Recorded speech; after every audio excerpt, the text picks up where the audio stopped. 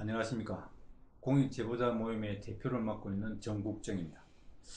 우리 주변에는 조직 내부의 문제를 폭로하 있다는 이유로 부당한 일을 겪는 경우가 종종 있는데요. 이번에는 국방부에서 발생한 사례 하나를 소개하고자 합니다. 육군 대령이 군 내에서 입바른 소리를 했다가 왕따를 당했습니다. 국군복지단 입찰 비리를 제보하신 분입니다.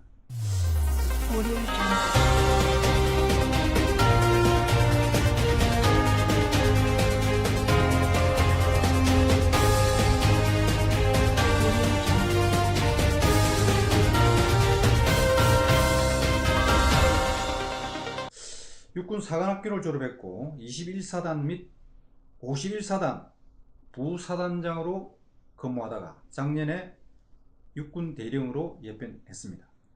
현재 공익제보자 모임에서 활동하고 계시면서 송내역 앞에서 행정사로 활동하고 계십니다. 민진식 전 예벽 대령을 소개하고자 합니다. 안녕하십니까? 네, 안녕하십니까. 예. 국군 복지단의 입찰 비리를 제보했다 하였는데, 먼저 국군 복지단에 근무하게 된 경위를 좀 간단히 설명해 주세요.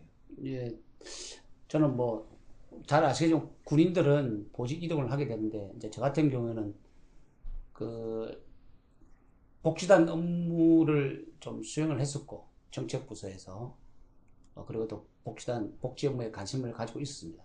잘 아시겠지만, 이제 우리가 임무를 완수하기 위해서는 그 이면에는 복지라고 하는 것이 전제되어야 하기 때문에 저는 사실 초급 단계 때부터 그 복지에 대한 관심을 많이 가지고 있었는데, 실제적으로 그 복지가 그 전투 임무 수행을 위한 복지라기보다는 그 위에 사람들이 밑에 사람들한테 하사품 정도로 여기고 있었기 때문에 또 그런 인식을 좀 바꿔야 되겠고, 또 이제 하사품을 생각하다 보니까 그 복지가 어떤 특정 개인들의 그 부를 증가시키는 수단으로 되는 부분을 많이 봐왔습니다. 그래서 저는 제가 복지단이나 저는 복지 업무를 하는 정책부서에 좀 고위직으로 가게 되면 제가 그런 부분에 대해서 문제점들을 좀 해결하려고 했던 부분인데, 우연찮게 그런 근무를 하게 된 기회를 이제 얻게 된 겁니다. 그 복지단의 그때 입찰 비리가 어떤 내용이었죠? 예, 이제 복지단은 잘 아시지만 이제 우리 대표적인 게 이제 군 내에 보면 PX라고 하는 충성마트라고 하는 부분에 대한 운영이 가장 주입니다. 물론 다른 것도 있지만, 그래서 실제 이제 그 납품되는 그 PX 판매되는 물품에 대한 납품 과정에서 이제 비리가 있게 된 겁니다. 좀 구체적으로 말씀을 드리면, 지난번에 제가 이제 문제를 제기했던 비리는 그 밖에서 1,000원에 팔리는 물건을 이제 10,000원이라고 허위 영수증을 만들어서 이제 선정 신청을 하게 되는 경우인데, 이제 그게 왜 발생했냐면 그 이전까지 복지단의 그 물품을 납품하는 그 선정 절차가 어떤 기준이 있기보다는 그 심사위원들이 외부의 어떤 사람들로부터 청탁을 받아서 선정하는 경우들이 많았습니다. 그래서 그러다 보니까 이제 듣도 보도 못한 잡스러운 물건들이 복지단에 납품돼서 우리 병사들이 먹게 되는 경우가 많아서, 나름대로는 이제 개선을 시킨 게 할인율이 높은 물품을 선정해서 우리 병사들한테 싸게 공급하자는 취지로 이제 된 겁니다. 그러다 보니까 실제 밖에서 파는 가격으로 납품을 하면서 할인율 정하면 그 업체들은 이익이 남는 게 없기 때문에 결국은 심지어는 10배 이상 되는 허위 영수증을 만들어서 뻥튀기를 해서 납품하게 되는 거죠. 그 피해를 이제 병사들이 이제 입게 되는 것들. 국군복지단 사업관리처장이면 아주 높은 자리인데, 처장이 그러한 납품 비리를 자체적으로 시정할 수는 없었습니까? 저도 처음에는 시정이 가능하다고 생각했습니다.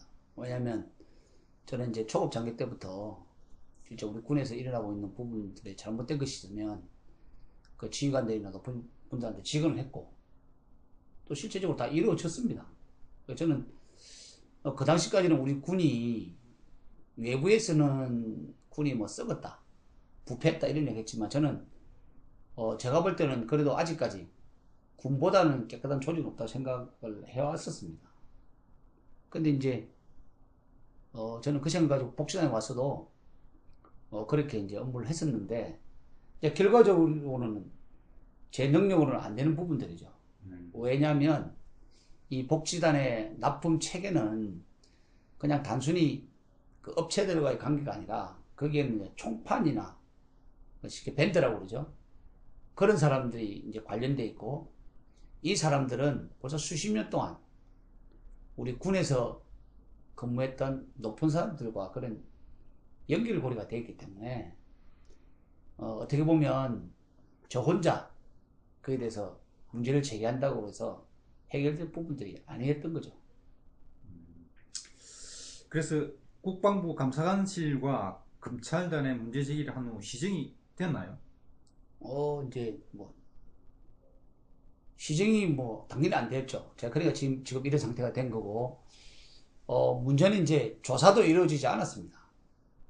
저는 사실은 이제 복지단 내부에서 이제 이런 부분에 대해서 저를 모함하고 이제 시비를 걸어서 그렇다면 우리 국방부 감사관실이나 군검찰은 이런 부분에 대해서 적어도 제대로 된 진상규명을 할 수 있을 것이라 기대를 하고 제가 한 30여 건에 대한 부분들을 제보를 했었습니다.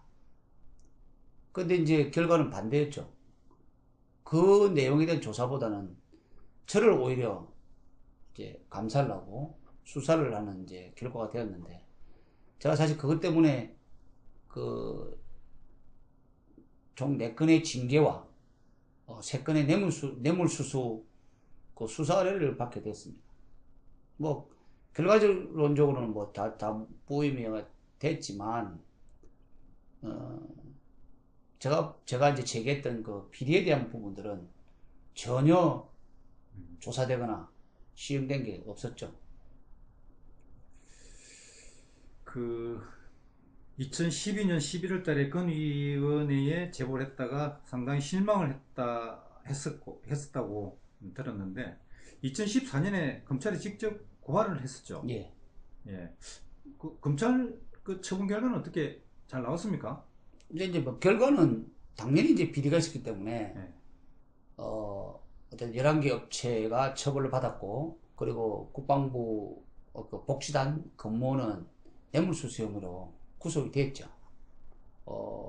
근데 이제 제가 이제 최초의 건의기에 제보를 한 것이 아니라 이제 국방부 자체적으로 해결되기를 바라고 했었는데 그렇죠. 말씀드린 대로 이게 뭐 그 비리에 대한 조사는 하지 않고 오히려 저를 이제 모함하고 저에 대해서 제가 이제 비리를 저질러 놓고 처벌받을 것을 피하기 위해서 그 애꿎은 복지단 관계자들과 또 국방부를 물고 늘어졌다 뭐 이런 식으로 이제 저를 몰고 가서 어쩔 수 없이 이제 건의에게 제보를 했는데 이제 안타깝게도 건의에게 제보는 제가 사실 한 것으로는 되어 있지 않습니다.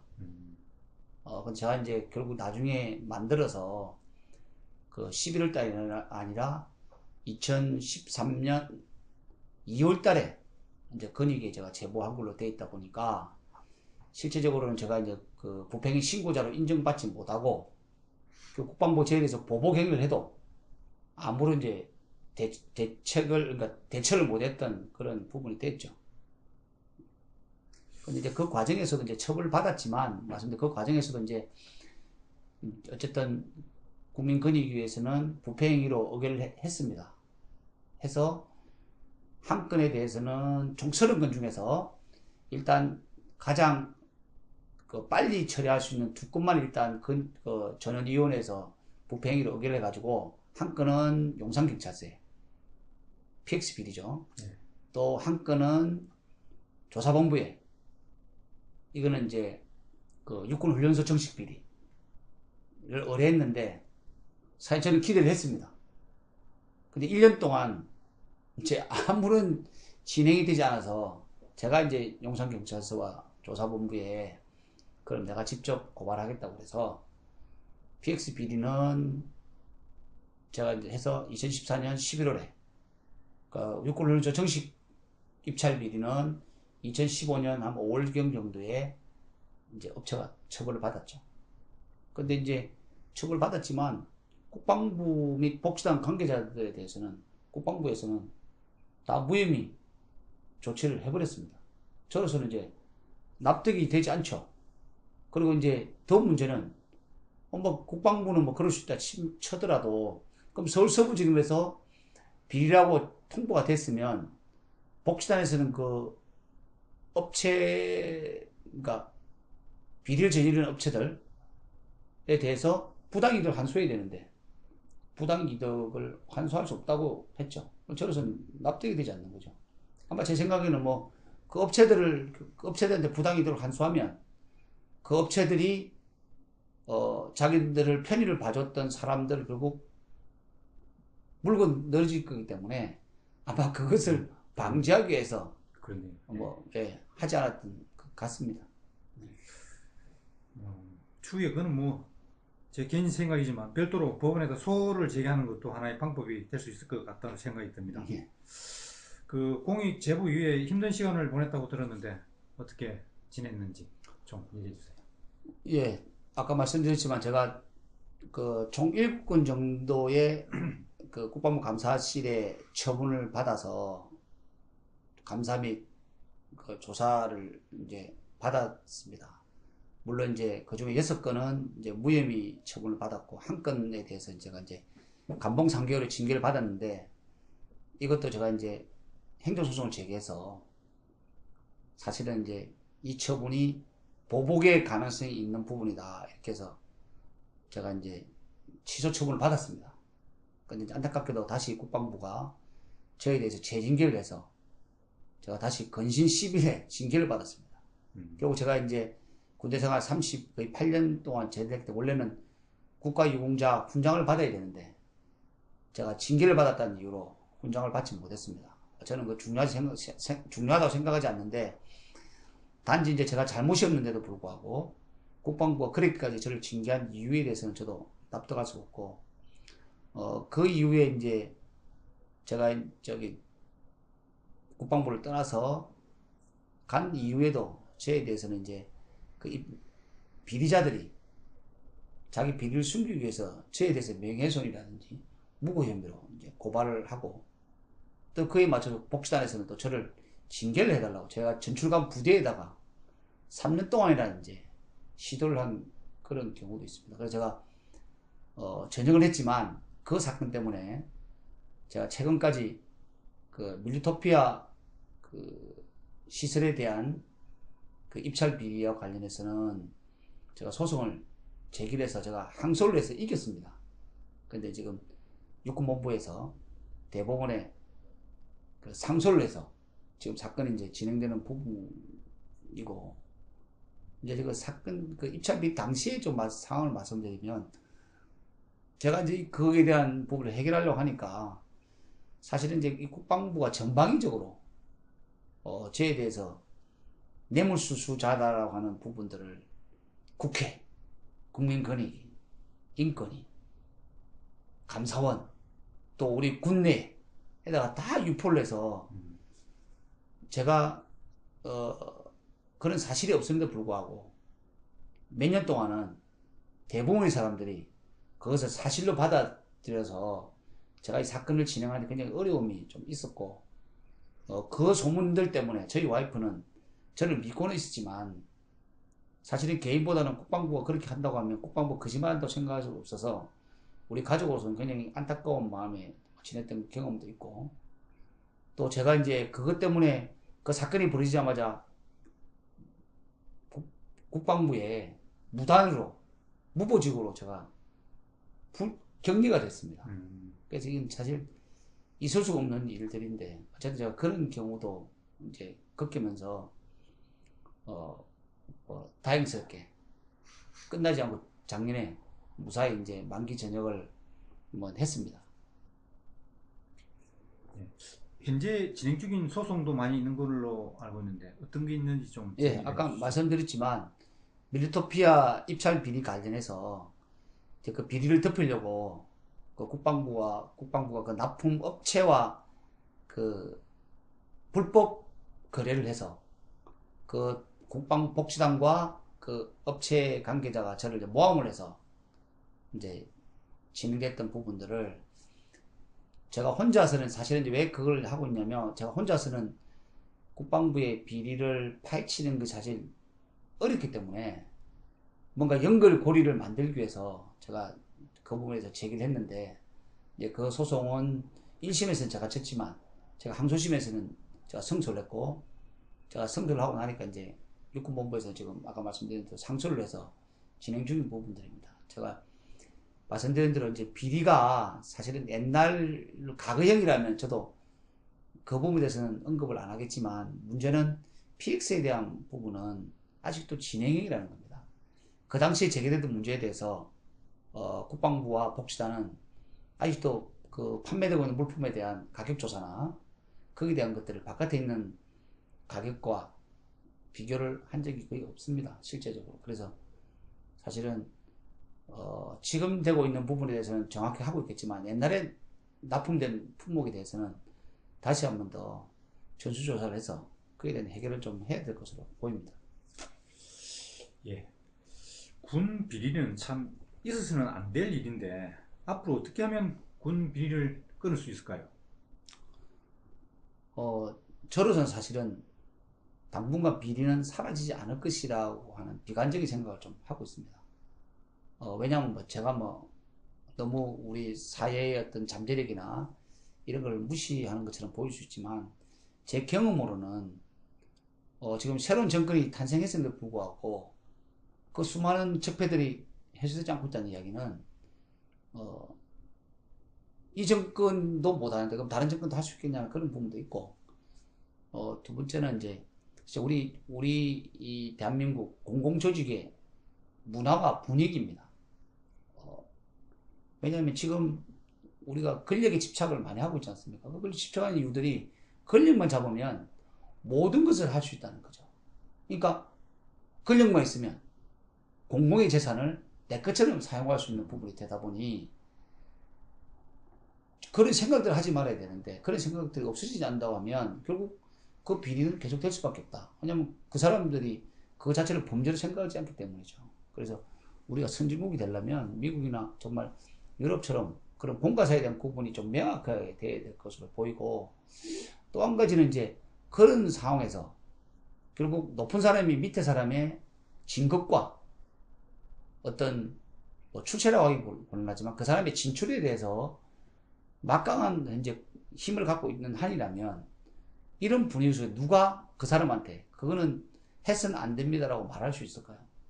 그 사람들이 그거를 당연하게 생각하고 있는데 그래서 그런 속에서 우리처럼 이제 일부의 이런 공익 제보자가 있을 수 있겠지만 그것을 좀 당연한 일로서 나쁜 일을 하면 지금 국가공무법에 나와 있는 대로 우리가 비리를 보면 고발하도록 되어 있다는 부분들을 과연 할 수 있을까? 제가 볼 때는 거의 불가능하다고 보고 결국 우리 같은 공익 제보자들이 계속 이런 부분들을 계속 이야기를 해서 많은 국민들이 나도 공익 제보자 입장에 설 수 있겠구나 하는 그런 공감대를 만들어서 우리 국민들이 우리를 많이 지원해 주도 하면 제가 희망은 없다고 말씀드렸지만 그래도 언젠가는 우리 대한민국이 올바르고 정의로운 사회가 되지 않을까 그렇게 생각을 합니다.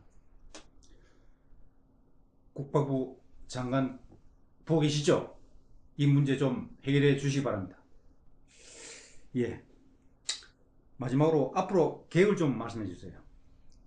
예, 제가 이제 작년에 전역을 했는데, 사실 우리 가족이, 제가 가족 이야기를 하면 좀 그렇지만 우리 가족이 상당히 힘들어 했습니다. 그래서 제가 제 일을 또 제 일의 방향을 정하는 데 있어서 우리 가족의 입장을 사실 고려하지 않을 수 없습니다. 제가 이제 이런 활동을 하시는 분들 보면 참 존경스러운데 저 스스로 지금 이제 전역을 했음에도 불구하고 적극적으로 나서지 못하고 있는 부분에 대해서는 참 죄송스러운 마음을 갖고 있습니다. 그럼에도 불구하고 제가 이런 부분에 대한 것들을 제가 어떻게 보면 이렇게 무사히 전역한 것도 뭐 저는 도움을 받지 못했다고 이야기를 하겠지만 저에 대해서 사실 그 물심양면에 도움 주신 분들이 있지 않겠습니까? 저도 이제 그런 도움에 대한 보답을 위해서라도 저도 사회적 약자를 좀 도와주는 부분은 일을 했으면 하는 그런 바람이 있습니다. 그래서 제가 행정사를 지금 하고 있는 이유도 사실은 그런 부분에 출발했기 때문에 제가 지금 당장은 내가 이렇게 하겠다라는 말씀은 못 드리지만 저도 날에 녹을 먹고 도움을 받을 입장에서 제가 이제는 그런 부분들을 저도 우리 국민들을 위해서 우리 올바른 대한민국을 위해서 제가 좀 기여를 해야 되지 않냐 그런 생각을 합니다. 그래서 저도 그런 부분에 여러 분들처럼 저도 좀 기여를 할 수 있도록 그런 노력을 하겠습니다. 예, 예, 감사합니다. 작년 육군 대령으로 예편한 민진식 예비역 대령이었습니다.